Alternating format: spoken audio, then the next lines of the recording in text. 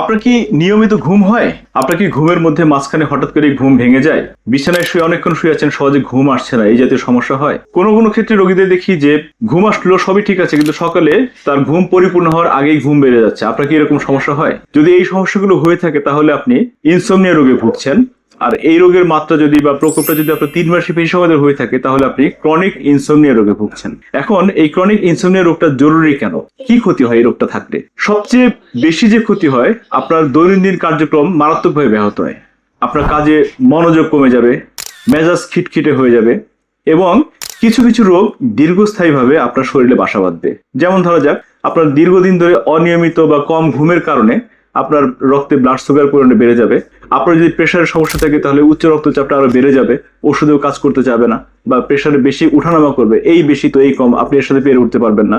যদি আপনার কম ঘুম হয়ে থাকে সেক্ষেত্রে আরেকটা সমস্যা হয় যে ঘুমের সময় আমাদের ব্রেন রিকনস্ট্রাকশন হয় বা রিকনস্টিটিউশন হয়, এটা হওয়ার সুযোগ পায় না। এই সুযোগ না হওয়ার কারণে আমাদের স্মৃতিশক্তিতে একটা দীর্ঘস্থায়ী প্রভাব পড়ে, ফলে অ্যালঝেইমার্স রোগের মতো রোগ তৈরি হতে পারে।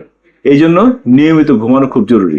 এখন যদি আপনার এই সমস্যা হয়ে থাকে সেক্ষেত্রে আমাদের কাছে আসবেন।